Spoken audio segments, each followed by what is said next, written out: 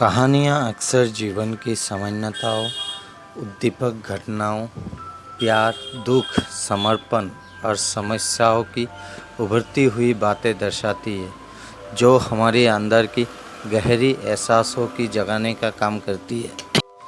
ये कहानियाँ हमें जीवन की सत्यता पर विचार करने के लिए प्रेरित करती है और हमें मानवीय भावनाओं को प्रति संवेदनशीलता विकसित करने का मार्ग दिखाते हैं। तो चलिए इन्हीं कहानियों के सिलसिले को कुछ कहानियों के माध्यम से आगे बढ़ाते हैं। फ़ोन पर, हेलो माँ, मैं राजू बोल रहा हूँ। कैसी हो माँ? मैं ठीक हूँ बेटे। ये बताओ तुम और बहू दोनों कैसे हो? हम दोनों ठीक हैं माँ, आपकी बहुत याद आती है। अच्छा सुनो माँ, मैं अगले महीने इंडिया आ रहा हूँ तुम्हें लेने। क्या? हाँ माँ, अब हम सब साथ ही रहेंगे। नीतू कह रही थी माँ जी को अमेरिका ले आओ, वहाँ अकेली बहुत परेशान हो रही होगी। हेलो, सुन रही हो माँ? हाँ हाँ बेटे। बुरी आंखों से खुशी की वसुंधरा बाहर निकली। बेटे और बहू का प्यार नस नस में दौड़ने लगा। जीवन के 70 साल गुजर चुकी सावित्री ने जल्दी से अपने पल्लू से आंसू पोंछे और बेटे से बात करने लगी। पूरे 2 साल बाद बेटा घर आ रहा था। बूढ़ी सावित्री ने मोहल्ले भर में दौड़ दौड़ कर ये खबर सबको सुना दी। सभी खुश थे कि चलो बुढ़ापा चैन से बेटे और बहू के साथ गुजर जाएगा। राजू अकेला आया था। उसने कहा कि माँ, हमें जल्दी ही वापस जाना है, इसलिए जो भी रुपया पैसा किसी से लेना है वो लेकर रख लो, और तब तक मैं किसी प्रॉपर्टी डीलर से मकान की बात करता हूँ। मकान? माँ ने पूछा।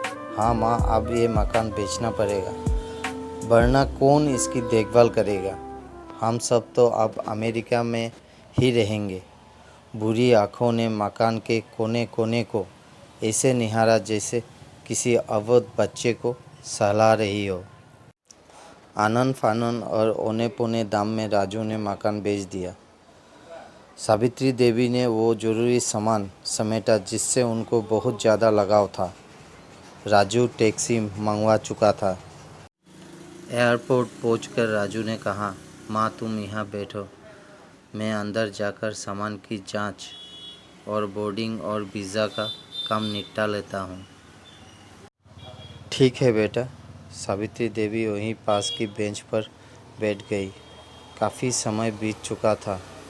बाहर बैठी सावित्री देवी बार बार उस दरवाजे की तरफ देख रही थी जिससे राजू गया था, लेकिन अभी तक बाहर नहीं आया। शायद अंदर बहुत भीड़ होगी, सोचकर बुरी आंखें फिर से टकटकी लगाए देखने लगती। अंधेरा हो चुका था। एयरपोर्ट के बाहर गहमागहमी कम हो चुकी थी। माँ जी किससे मिलना है? एक कर्मचारी ने विद्या से पूछा। मेरा बेटा अंदर गया था टिकट लेने, वो मुझे अमेरिका लेकर जा रहा है, सावित्री देवी ने घबरा कर कहा। लेकिन अंदर तो कोई पैसेंजर नहीं है। अमेरिका जाने वाली फ़्लाइट तो दोपहर में ही चली गई। क्या नाम था आपके बेटे का? कर्मचारी ने सवाल किया। राजू। सावित्री के चेहरे पे चिंता की लकीरें उभर आई। कर्मचारी अंदर गया और कुछ देर बाद बाहर आकर बोला, माँ जी, आपका बेटा राजू तो अमेरिका जाने वाली फ़्लाइट से कब का जा चुका। क्या?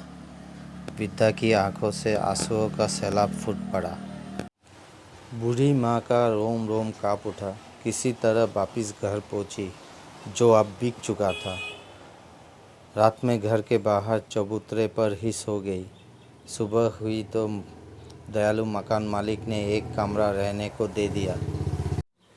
पति के पेंशन से घर का किराया और खाने का काम चलने लगा। समय गुजरने लगा।